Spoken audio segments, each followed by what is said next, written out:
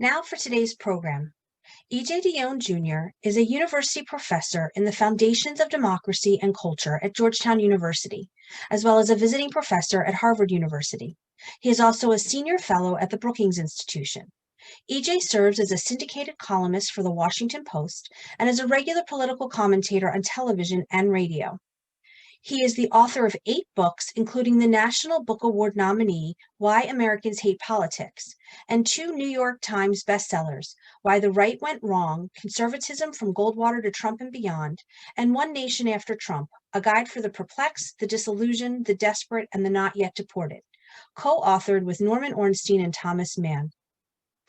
His most recent book, Code Red, How Progressives and Moderates Can Unite to Save Our Country, was published earlier this year. E.J. has been named among the 25 most influential Washington journalists by the National Journal. Joining E.J. today is Robert Siegel.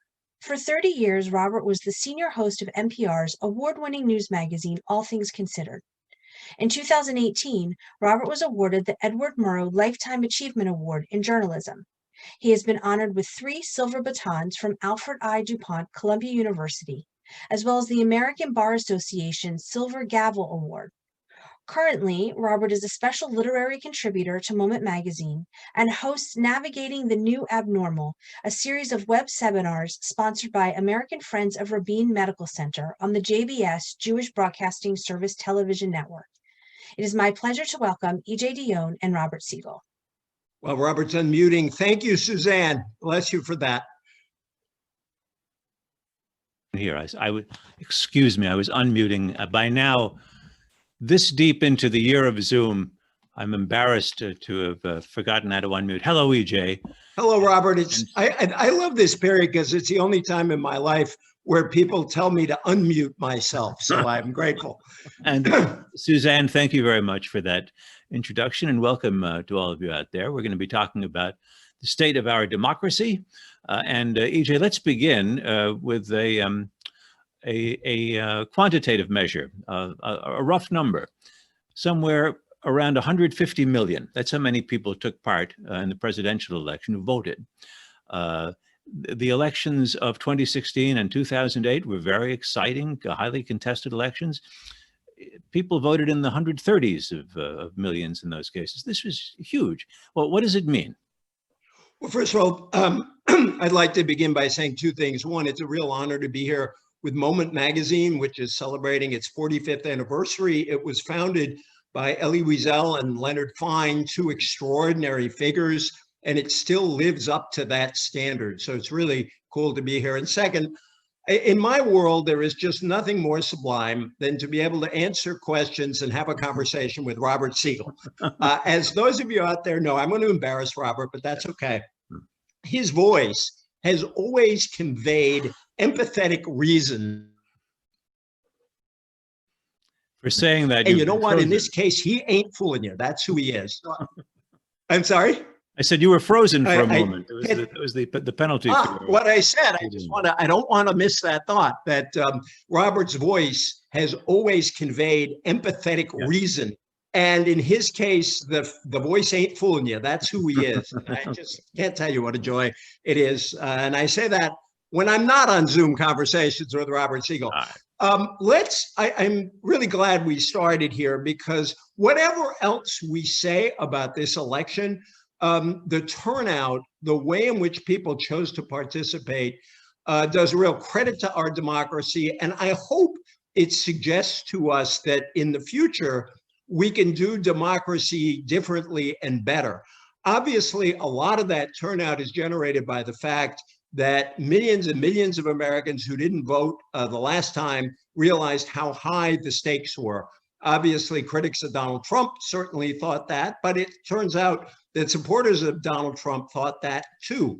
But the other thing that we did do in this election, despite efforts of voter suppression and all our fears about how this election would work, we gave people many more avenues to vote. I don't know what the numbers are yet, but the number, they may be out there, the number of people who were able to vote by mail in this election increased exponentially. The opportunities to vote early increased. And so whatever else we learn from this election, I hope we don't just go back to doing it the old way. I hope we look at what happened and say, let's do it again this way without being forced to by a pandemic. Let's make it as easy as possible for people to vote. I happen to be in favor of a compulsory attendance at the poll system, as like the Australians have. A friend of mine, Miles Rappaport, and I did a report on this with an extraordinary group of people, but that's for another day. What we can say in the meantime is we can make it easier for people to vote, and they will respond. Yes, COVID made it important that state election authorities should make it easy to vote, given the fear that people had of going to a crowded polling place. I guess one reason why we should have hope for that change surviving is that it isn't dependent on national politics. It's 51 states and the District of Columbia that independently would make their decisions about what excuse you have to offer, if any, to vote absentee, and how easy it should be to get a mail-in ballot. So perhaps there is hope for that becoming the norm now. Right. And I think we should shout out all of those local election officials. If I might be permitted, my sister, a Navy vet, is the chair of the Board of Canvassers in her town, Middletown, Rhode Island. And the response to the new opportunities to vote that she got from her fellow citizens of her town wasn't along political lines. Lots of people just came up to her and say, thank you for making it easier for us to vote. And I think election officials of both parties in lots of places around the country, contested or uncontested, got that sort of response from their citizens. And that's a good thing. So here's the extraordinary contrast of looking at the votes come in on election night or during election week, or whatever we call it in the United States of America. There is Joe Biden piling up a lead in the popular vote of pushing 5 million votes. And what we're looking at is how many dozens of provisional ballots from the leftover counties in Georgia or Pennsylvania are coming in at that moment, the result of our having an electoral college and having an electoral system for choosing a president. I mean, on the one hand, this is an out-and-out, very, very clear victory in the popular vote for Biden. On the other, we are still waiting for some of the key states to be called because it's so close. It would seem to me at this point, EJ, we are destined to always have the Electoral College. I don't see what the escape from it, if there should be an escape, what the escape route is. Well, I'm grateful for that, because for those of us who do think we need to get rid of the Electoral College, that was a fat pitch down the middle of the plate, because what you said is 100% right. This is not a close election.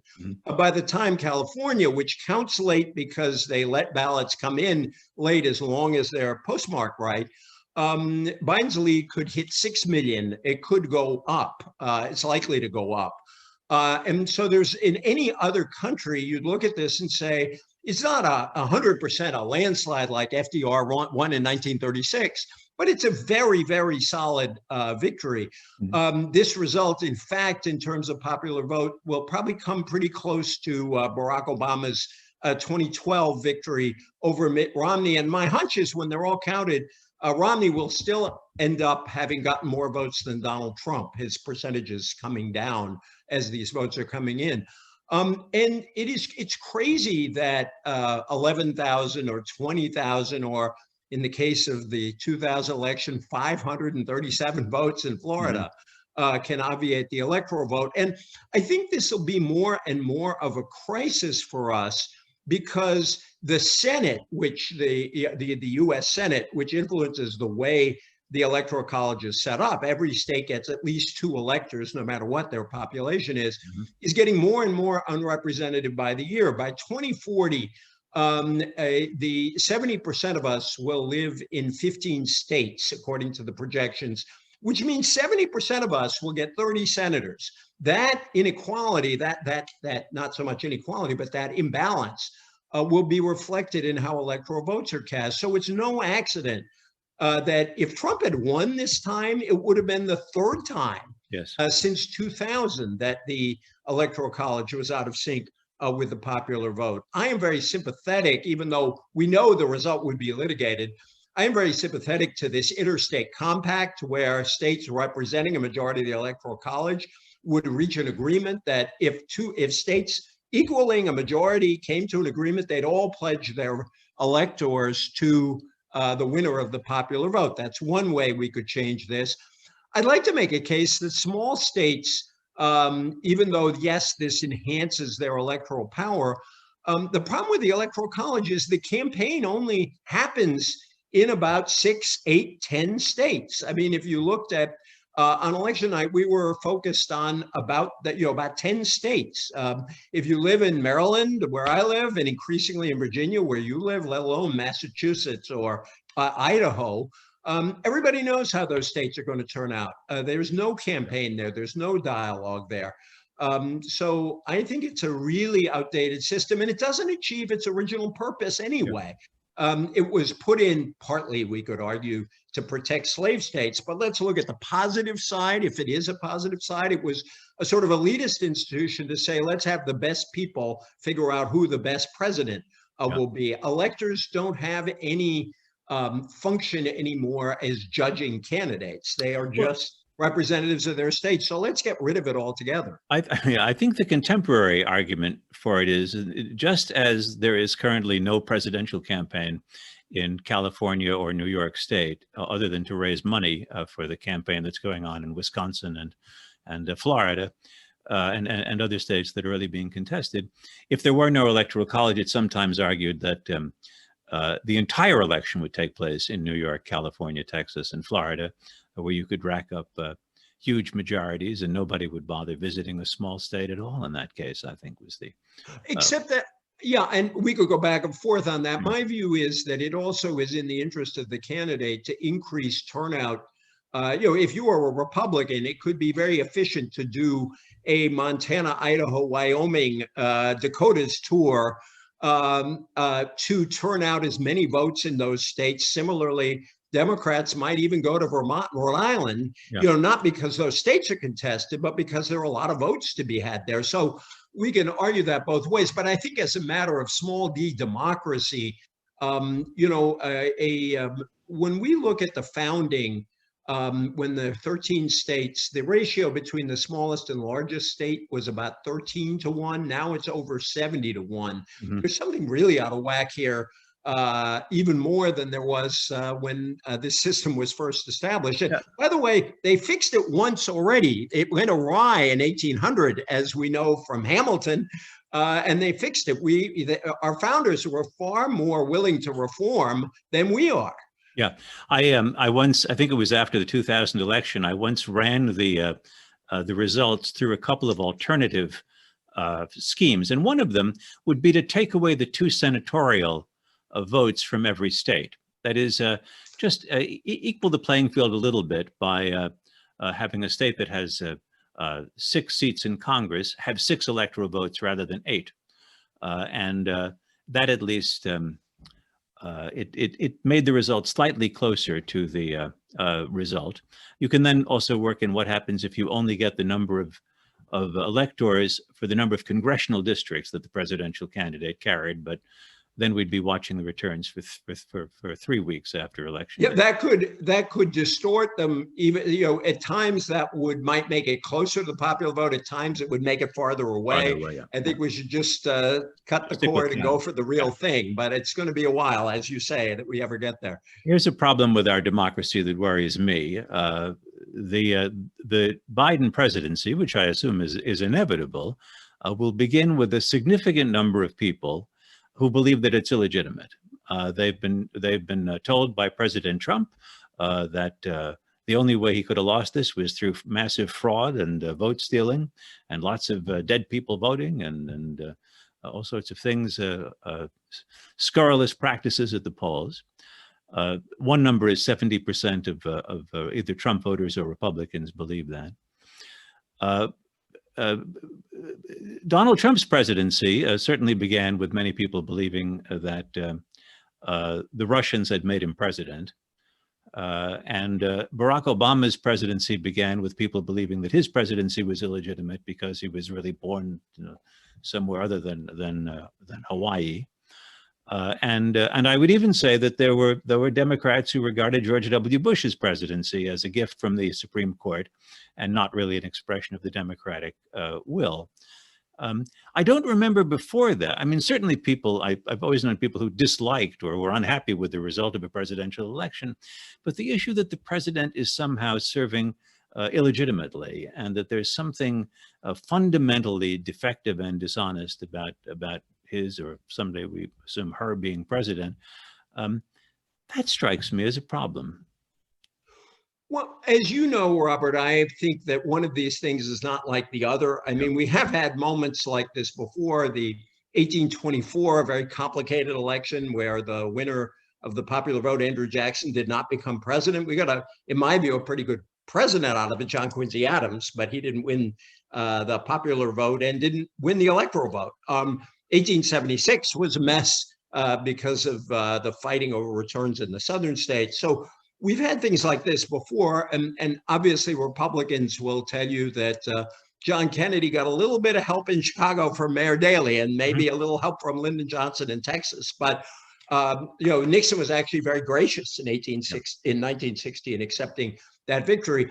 I actually think that this is not like the other two cases. In 2000, and you don't want to start me on Bush v. Gore, but I don't. You're right. The Supreme Court, in my view, should have just let them recount the votes the way you would have recounted a state treasurer's race.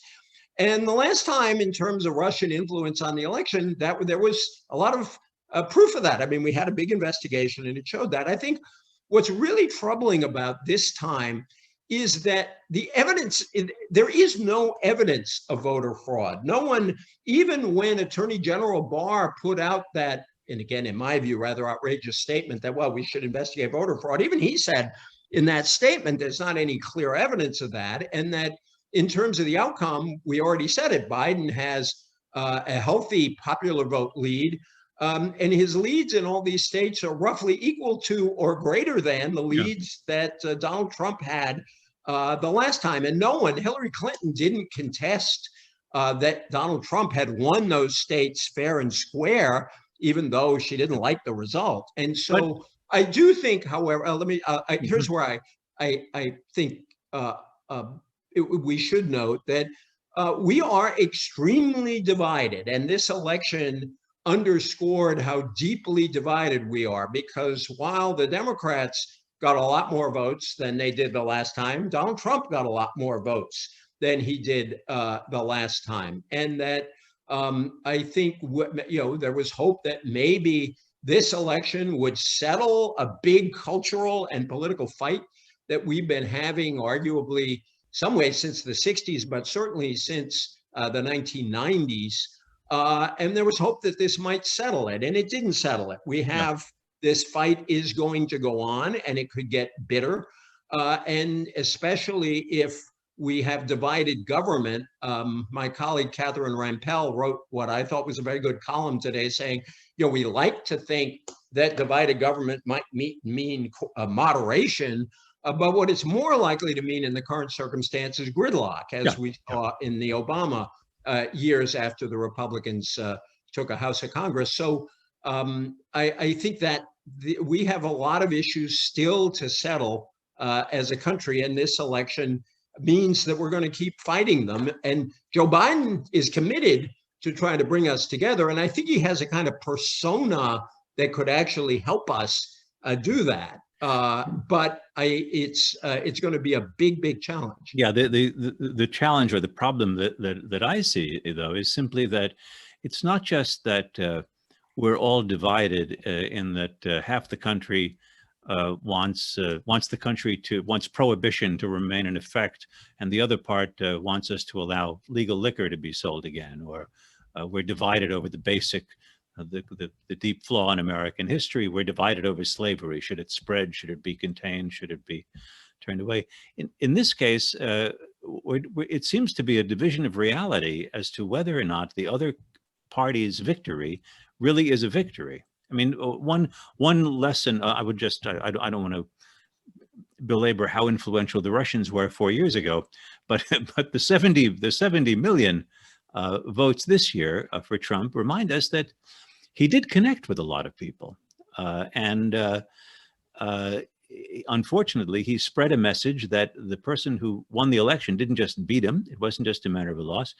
It's a matter of theft. It's a matter of criminality. It's a conspiracy, and it's that kind of thinking that I just find very worrying. Oh, I think it is worrying, and I think first of all, I love your mentioning of prohibition. My favorite explanation for why we stopped fighting about prohibition.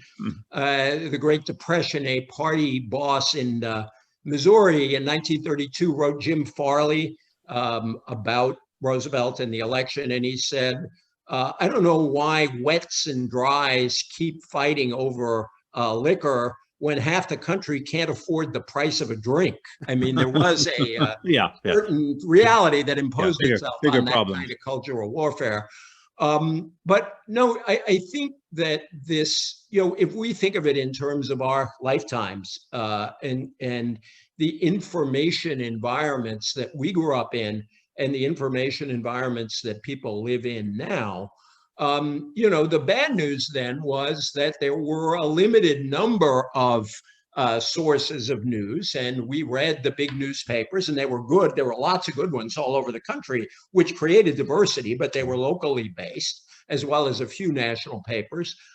We had 3 television networks. NPR came along a little later, but there was some agreement on the facts, and then we would argue about them. Now, on the one hand, the wonderful thing about the online world is on this little device, I have more information available to me than I could have imagined having 15 years ago. There's nothing we couldn't check in the course of our conversation to fact check ourselves if we felt like doing it. We can read papers from all over the world, but along with that diversity comes a lot of junk. And I always like to say that the new technologies make everything more efficient. They make it more efficient to spread truth, but they also make it more efficient to spread lies. And I think that's going to take a lot of work. And there's no obvious solution to that. Maybe some greater civic education, maybe greater media education in the schools, but it is very distressing. And the Russians took advantage of our own divisions. I think when Biden makes a case for why we should come together, I think one of the cases must be that we are weakening ourselves in the world, not by disagreeing about politics. That's the democratic way, small d democratic way. But the lines of hatred are really weakening us and can be exploited against us. Let me return to what you said about Catherine Rampell's column, which is gridlock. One test of any political system should be that somehow it translates the public will into not just statements, but into policy, into legislation. And we had the experience in the Obama administration of having 2 years of a great deal of activity, and then total shutdown when the opposition party won the Congress. Since that time, we were able to Congress was able to pass aid to people because of the pandemic, which was remarkable, and both that they could achieve it at all and also the scope of it. But otherwise, the American people can identify big problems in need of solutions, whether they are immigration or racial inequality, or whether the things that might lend themselves to legislative solution, and nothing doing. We can't seem to. It seems to be acceptable to simply say we will not come up with any bill whatever to address this acknowledged U.S. problem. Yeah, and I think this goes back to the Gingrich Congresses, although it's got to be said, even in the late 1990s, Gingrich and Clinton cooperated on some matters.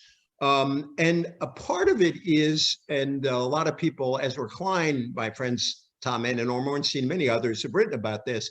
One of our problems is that our partisan identities are fused with so many of our other identities, our religious identities, our attitudes toward culture, racial attitudes, attitudes toward racial equality, women's equality, LGBTQ, they all kind of come together in a package. And I think that heightens division. Secondly, I think the Republican Party is far less diverse politically than the Democratic Party. If you look at the exit polls, which are not perfect, but they give you an indicator, only about 40% of the people who voted for Joe Biden call themselves liberal, whereas about 2/3 of the people who voted for Donald Trump call themselves conservative. And that's fairly consistent over time. And so you don't have a Jacob Javits or a Clifford Case or an Ed Brooke or a Mac Mathias to come over to the Democratic side and say, let's deal with this issue. For that matter, you don't have Dixiecrats in the South who are voting with the Republicans. And it's sad because on a lot of these issues, there are substantial majorities. Most Americans think government should provide ways for everyone to get affordable health insurance. Mm-hmm. Mitt Romney in Massachusetts, as recently as 8 years ago, passed a healthcare plan that was a market-oriented way to get everybody healthcare. Now it's Obamacare, but this sort of Republican-ish idea is now opposed by a lot of Republicans. So I think it'll be a challenge to Biden to try to say, look, we at least used to be able to spend some money to fix the roads and provide money for our communities. And we agreed once during this pandemic that we needed to spend a heck of a lot of money to keep us out of a deep, deep depression. That spending actually worked.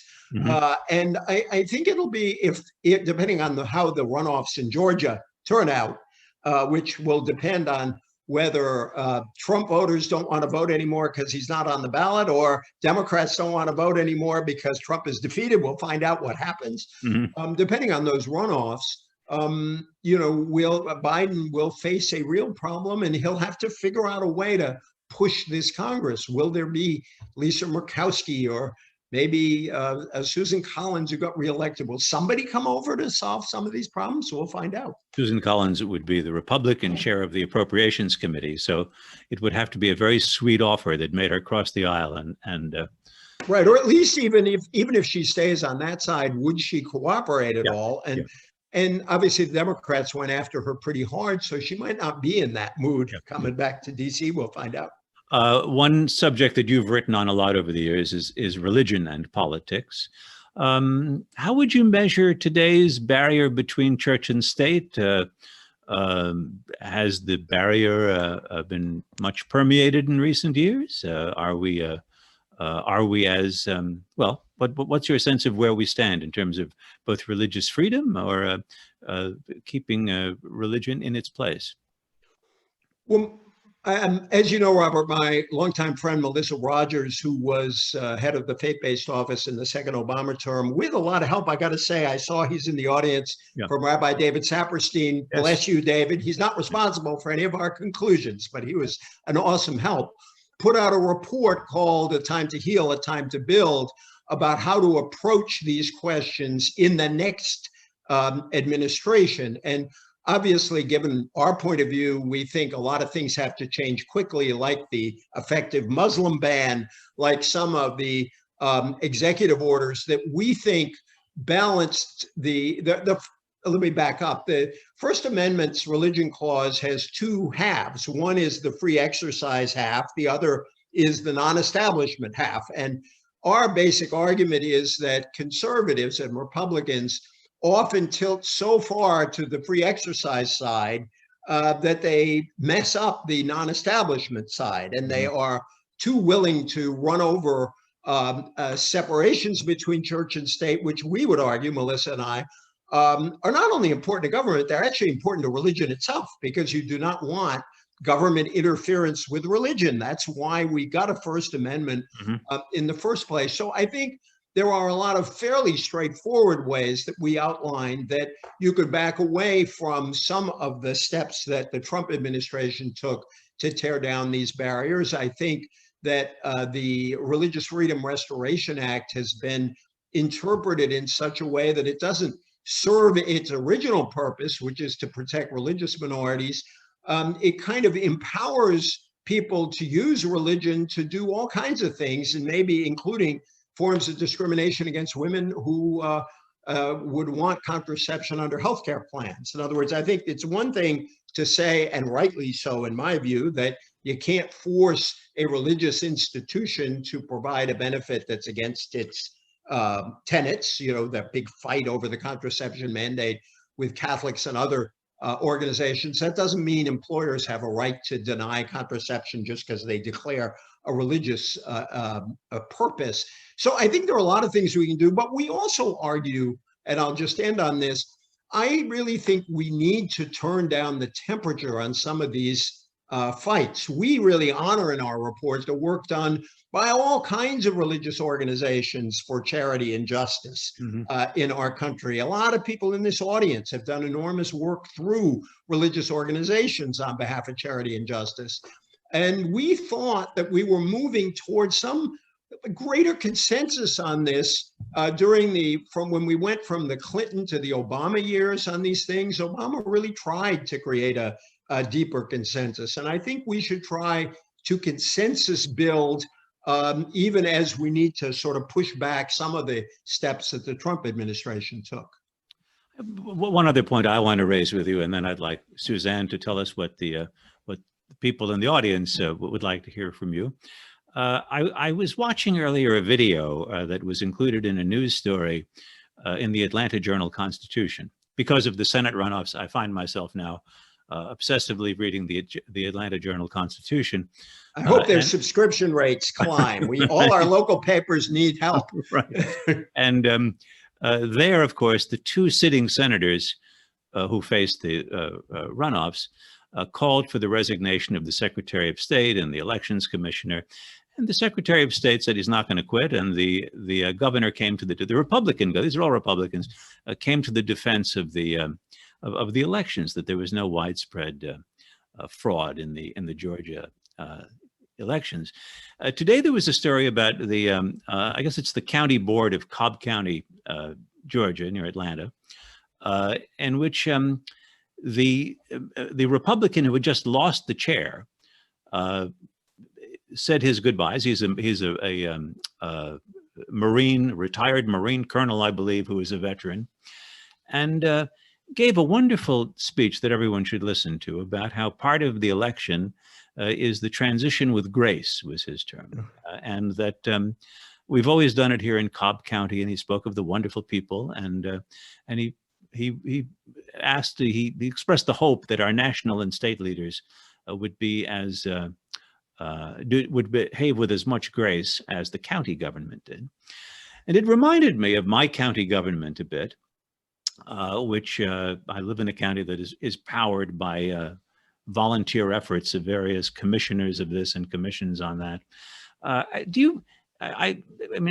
think we always hope that young people will get engaged in government at the grassroots level. I guess some do. I think this year, because they were encouraged to be involved in the election, there may have been a quantum leap in terms of the under 60 set actually taking part in a civic activity like running an election campaign. But what do you find that we are at the very basic level of government, the local government, whether it's county or a district of a city, you find that we're engaged, that Americans feel that at least is a responsive part of the government system, or that it's basically run by the few dozen people who turn out for every local meeting there is? That was a beautiful thing, Robert. And I think that you underscored a couple of things. First, thank goodness there are a bunch of officials down at the local level who are not responding lockstep with a national partisan message. Yeah. It is really striking that, for example, in Pennsylvania, the same count that put Biden ahead also put some Republicans for statewide office ahead. They don't think the count is flawed. Right. The Secretary of State in Georgia, who works with all those local officials, it's why I shouted out my sister, besides trying to bring a smile to my sister's face. Right. People at that level work with Republicans and Democrats all the time on local issues, and they fight about taxes, and they fight about sometimes what books can be in the public library. There are all kinds of crazy fights we have as a democracy, but a lot of these folks are engaged. And I'm also grateful you brought up young people, because number one, it appears their turnout was up. And it's always too early to make those statements for sure until all the votes are counted, but there was significant youth participation. But they were called on in a lot of localities to run elections, because as we know, in the past, a lot of the folks who we met at the polls when we went to vote were older folks who were retired folks. We counted on them to run the elections, and they couldn't work this year. And so a lot of young people stepped up to work at the polls around the country. So yeah, I really like the fact that there was a piece, I think in the Post, may have been the Times, but I think the Post, about how the dominant symbol at all the Biden celebrations was the American flag. And there is something to be red, white, and blue about that. We might sort of think about things that don't divide us. And there is still a lot of civic life left in our country. And you tend to see it more in the local level, mostly because people know each other. Jane Mayer, the great journalist, came to talk to my students, and she was talking about writing for a local paper in Vermont, her first experience. And she said, when you write for a local paper, everybody knows who you are when you're at the meeting. And they know that if you have a cup of coffee the next morning and they come up to you and don't like what you put in the paper, they can talk to you. And I think for a lot of Americans, the people who cover journalism, the people who write about it, are kind of abstracted figures. And I don't know how you bring that feeling, because there's nothing like being able to go up to the reporter at the coffee shop and say, you got that wrong, and having the reporter say, I'll fix it. And that builds credibility. And that happens with local officials as well. Less so if you're writing for the New York Times and your readership is now global, actually. Well, that's what I mean. That's exactly was that. I'm sorry if I wasn't clear. That was the point that Jane was making. That when you're writing about local things in a local paper, people have a sense of ownership over the information and a sense of control of it, and they know they can trust you because they're going to talk to you. And if you make a mistake, you're going to correct it. E.J. Dionne, let's bring Suzanne Borden back in to relay some. Hi, Suzanne. Hello. I hope that you have lots of questions for E.J. And I want Robert to answer some of them, because I love to hear what Robert thinks. So we'll get to as many as we can, but there are a lot of them. The first one comes from Deborah Tannen, and it's a question with regard to polls. What kind of impact did the polls have this year by being so wrong? And are we coming to a place that polls should be forbidden? Whenever Deborah Tannen asks you a question, you speak very slowly, because you worry very much about the language that you use and how you might convey some unexpected or unanticipated meaning. Bless you, Deborah, for being in the audience and joining us today. The polls were a mixed bag. In fact, some were way off. Some were not so way off. Some of the assumptions made from the polls were not wrong. For example, I can't tell you the number of people I heard before the election saying, looking at the polls, it looks like Biden has a better shot in Georgia than in Florida. That turned out to be true. E.J.? Some national polls gave Biden an overwhelming lead that didn't materialize. Others gave him a lead around 6 or 7 points that may not be as far off as where we end up with on the popular vote. That was the same. Whoops. Problem. I actually had a text conversation this week with a Democratic pollster. Am I frozen there? I had a conversation last week by text with a Democratic pollster who made the point 4 years ago that Trump brought new people into the electorate who don't usually land in the samples of pollsters who are polling looking for likely voters. And I think with this huge turnout, we also may have had people who ended up in the electorate who didn't end up in the pollster surveys. So I don't think we should shoot all the pollsters, but I think that we should have a reckoning of where which polls were way off and why. because the pollsters thought they learned a bunch of things the last time. They made a lot of corrections this time for non-college white voters who seemed to be underestimated in their polls. Their turnout was underestimated in 2016. We'll figure out what the error was in this case. My colleague Dylan Byler in the Washington Post has been writing some good stuff on this. I commend his stuff, and he's been quite candid about where the polls were not so bad and where they need a lot of work. And I think it will end up being a mixed bag again this time. Yeah. Can I just say something about that? That the phenomenon that I find a little very disturbing is the 538.com phenomenon, which I find it blends together political forecasting, and forecasting really is not a basic journalistic enterprise. It's something else, with investment or economic judgment, and with gambling, sports gambling. And all of these fields, all of which involve the odds in some way, are sort of blended together.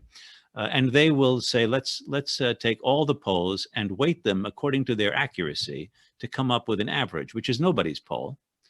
And I find it reminded me of the odd phenomenon that's been reported, that after Hertz declared bankruptcy, its stock shot up.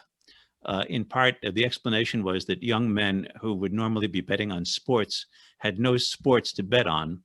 And so they had turned up as the new generation of day traders who had nothing better to do than bet on undervalued stocks. I think, the polling can be weaponized. And I think that the polls we look at include some which are designed to create a particular impression about a particular contest. Some of them are earnest efforts to measure what's going on, which state should people care about, which Senate race should you bother giving $10 to a candidate in. All that's fine. We might, if this is very un-American, but there are countries, I think France used to cut off polling. Was it two weeks before election day, EJ? You could have all the polls you wanted up to a certain point, and then zippo, nothing. You go into, but now that we have elections that will start sometime around Labor Day and continue through early November, if we like the easy access to the polls, I think that would be the equivalent of saying no polls. So I guess it couldn't fly. And just real quick, first, it's David Byler, not Dylan Byler. I think of them as the Bob Dylan of polling, so I give him the wrong first name. Secondly, I agree with you. Those projection numbers. I mean, it turns out this year it was right, by Donald Trump probably did have only a 10 or 15% chance of winning, and it came through. But I think it conveys a sense of false precision. Mm-hmm. In some ways, the actual betting markets may be, or have been historically. I know in Britain they are a fairly reliable indicator of the outcome of elections, but I am skeptical of those. But I am, partly because I got my start in this business through polling. One of my first jobs was to help set up what became the New York Times CBS poll. So I admit to a bias, but partly it's because I don't see how, as a matter of free speech, we could ban polling easily in our country. I think a lawsuit against that would prevail.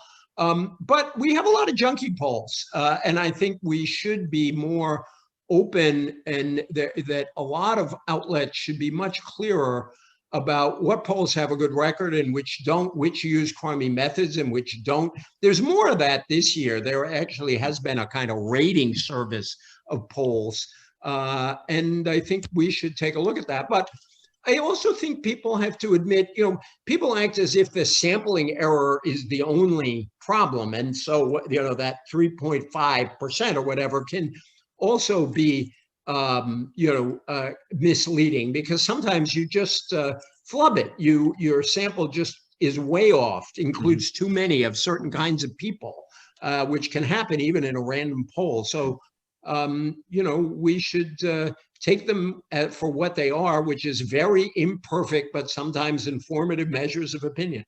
I once, just for parenthetically, I once had to weight a poll by the turnout, and it was in a particular race where if I weighted one way, the order came out one way for the candidates. And if I weighted the other, it came out the other way. And that was very disconcerting when you were looking at poll numbers. Thank you. With the division in the Democratic Party between members of Congress that are seen as the far left and those considered more moderate, how does President-elect Biden find compromise within his own party? And how does he balance that with working with Republicans? That is a great question. I'm actually writing something about this and how maddening Democrats can be about they win an election, they win an important election, and they immediately fall into hitting each other over the head fiercely because they didn't do as well in House races as they had hoped. And I think that this goes to something Robert and I talked about earlier, which is it is now in the nature of the Democratic Party to be a far more diverse party, a far more diverse coalition than the Republicans are. I had the good fortune to sit down with a bunch of the newly elected 2018 members, Democrats, many of whom were from suburban districts, like the collar counties around Philadelphia and elsewhere. And a lot of these areas were areas that once upon a time elected moderate or liberal Republicans to Congress. And I looked at the group and I said, 30 years ago, a bunch of you might have been liberal Republicans. And about half of them said, yeah, that might be right. And the other half were deeply offended at the idea that they'd ever be Republicans. But I think what you have in the Democratic Party now is a coalition that includes all the moderates and liberals who've left the Republican Party, all the way over to a growing group of people who think of themselves as democratic socialists or very progressive. And I wrote my book, Code Red, to make a case that these moderates and these progressives needed to realize that what they agreed on actually mattered more. And I think Biden took advantage of that. That's how he won this election, that they might disagree on Medicare for all, single payer healthcare, but they all agreed on the need to expand health coverage. Joe Biden, I thought, very cleverly said, I'm not going to come out for single payer healthcare, but let's lower the Medicare eligibility age to 60, which would include 23 million more people under Medicare. That would actually be very popular. So that I think the answer for Biden, and we'll see what he can get through Congress, but I think is to look at where progressives have programs that are actually quite popular. Expanding health coverage is one, expanding access to higher education substantially is another, acting on climate change is another, and doing it in a way that might expand jobs. That's the Biden program. I think there are ways he can pull these folks together.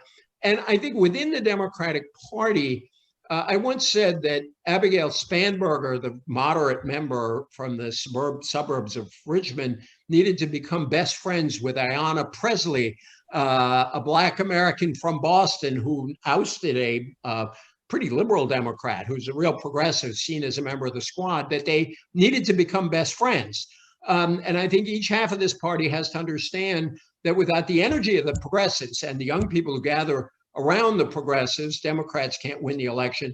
But without people like Spanberger to win in districts that aren't as progressive as Ayanna Pressley's district or AOC's district or Ilhan Omar's district, if they can't win elections, Democrats can't build majorities and they can't pass anything. No. And it's a very hard lesson to come to. It's an easier lesson when you have a system of proportional representation where a left party has to build an alliance with the center party to create a government. That's essentially what the Democrats are. And they got to come to terms with that.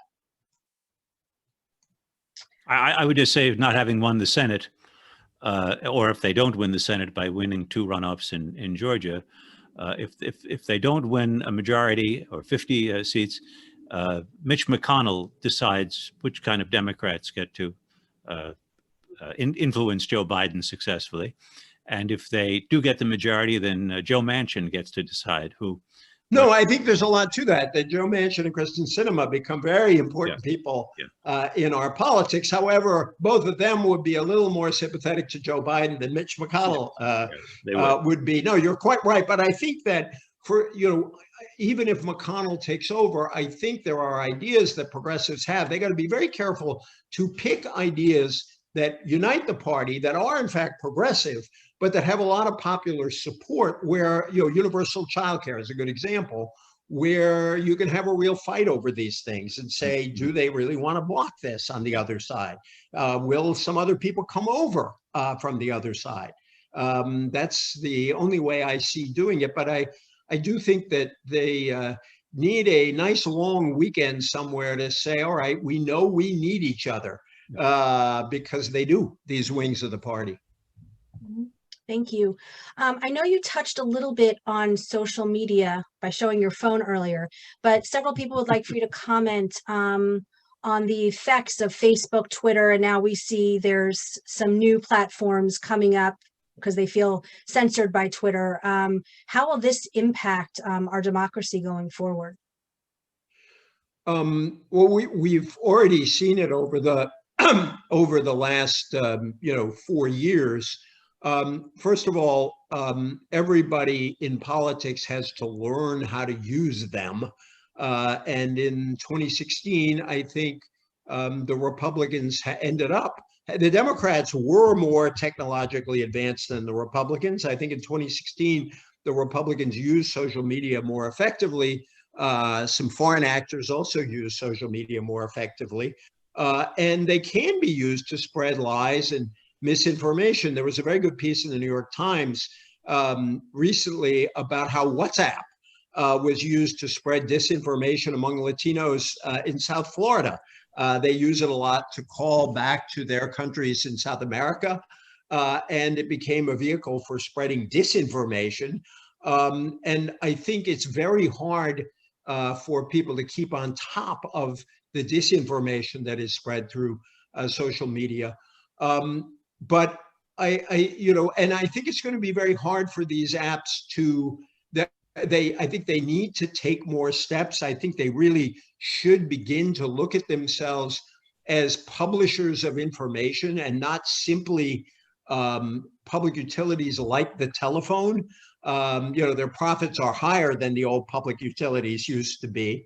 And I know this is very hard for them. And they argue there are some First Amendment issues.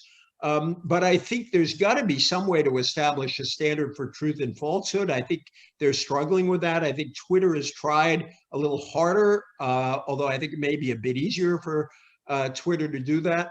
The other thing is it doesn't have to be like this, but social media can also promote a particularly vicious form of conversation. There's a lot of, there can be an awful lot of viciousness on social media. I don't block anyone because I figure if you got the privilege of, voicing your opinions on the world, if people want to talk back to you, let them do it. But I've had friends subjected to campaigns of anti-Semitism or racism or sexism or sometimes combination of all of these. And that's very disconcerting. And obviously there's always been racism and sexism as anti-Semitism. But again, I think this puts it in people's face more. Robert, go ahead.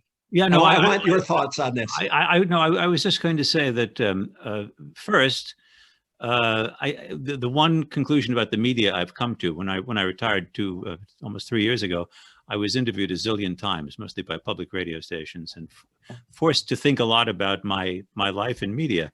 And I realized that there's a tendency for us to think of the way things were when we were young as having been the way it was. That as EJ mentioned, the 3 networks with the 3 anchormen, the multiple afternoon newspapers, 8 different dailies in New York City where I grew up.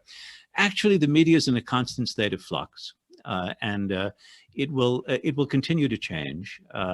The right to privacy, when Brandeis wrote about that as a lawyer and proposed that this should be recognized, he was writing out of concern of a new intrusive medium, which was photography. That photographers were invading the privacy of people and then publishing pictures. So this is a particularly painful shaking out of a new technology. I think one thing I think is that schools should be teaching kids. Kids should all have notebooks or iPads, whatever it might be, and they should be taught in the way that I was taught. What's the difference between an advertisement, an editorial, and a news story when I was a kid? They should be shown these various things online and taught that that's part of social studies, part of of understanding how the world works. What are the different kinds of content you might encounter? And then the people providing that content should, as EJ says, I feel very strongly about it, should accept that if they're going to re-edit all the front pages of America, to the extent that there are still front pages of America, or re-line up all the rundowns of broadcast shows, they should take responsibility for the editorial decisions they're making. That's journalism too. Which stories you think everyone should see this morning or hear, that's also a function of journalism, and they're doing it. They should own up to it and apply some journalistic standards to it. As always, Robert is empathetically intelligent because, not only did what you said is true, and also the crisis of local journalism. Yeah. These entities have gobbled up such a big share of the advertising market, yet they use a lot of information that's out there. There's got to be a way to plow some of that back into local institutions, journalistic institutions. Secondly, it is so important what you said, that I stopped the story in the era that we grew up in. We forget that our media, the original media in our country, were very partisan. Yeah. That if you go around the country, there are lots of newspapers with Republican or Democrat in the title. There are even a few Whig papers left in the country. I said to my syndicate once, I want to be in every remaining Whig paper in the United States. And partisan media are not necessarily a bad thing. They are a mobilizing media. And what we want to do is have honest partisan media living with the new forms we created that are primarily informational media. But you're right, it's going to take us a while to shake down, have this new situation shake down. But in the meantime, there are some real risks and problems that we confront. You bet. So we are quickly running out of time, but there's two questions I'd like to just get to real quickly. Given the great divide in the Democratic Party and the far-right movement of the Republicans, is it time for a third party to represent the great middle ground? I'd be curious for Robert to answer that too. I'm a skeptic. It is always, and it is never time for a third party in America. Right, exactly right. The last third party to become a major party was the Republican Party way back in 1854 when it was founded, and there was an awfully big issue involved, and that was slavery. Here's how I like to say the problem with the center party. There are many different centers. Imagine two people. One is pro-choice on abortion and kind of very a low-tax person. The other is pro-life and for higher progressive taxes and public services. They are both in the middle in the sense that one has a liberal position and the other has a conservative position, but they don't agree on anything. So it is not clear what the center is. And so I am very skeptical of that. The one remedy I do think is possible that could be helpful is ranked choice voting. Which Maine adopted, Massachusetts just voted against, which I think gives at least an opening for other parties without creating the problem you have in a two-party system where you vote for party C and get either one of the other parties you hate the most wins. Ralph Nader votes, help defeat Al Gore if you accept that analysis and so on. I think ranked choice voting might help a little bit on coalition building of the sort that the person suggests, but I don't see any immediate way a third party can establish itself. They've been successful at the local level occasionally, but I don't see a national third party yet. I think you're going to have the Big Tent Democrats against the conservative Republicans for a while. Thank you. And to end today's session, what does the next 70 days hold for democracy in America? Well, that is, I was hoping that wouldn't be a scary question, and I am worried that it is a scary question.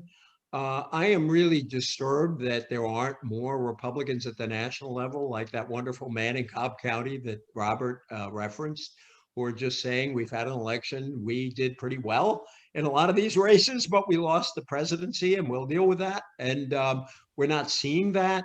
I hope their current posture ends soon.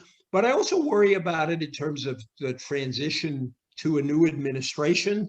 The head of GSA needs to declare that a transition is happening, and they won't do that, so money isn't released. It's going to be, we're in the middle of a pandemic. We're in the middle of an economic crisis. If ever we needed a relatively smooth handoff of power, if ever we'd like perhaps a little cooperation between the current government and the one that's coming in to deal with something like the pandemic, it would be now. And we're not going to get that.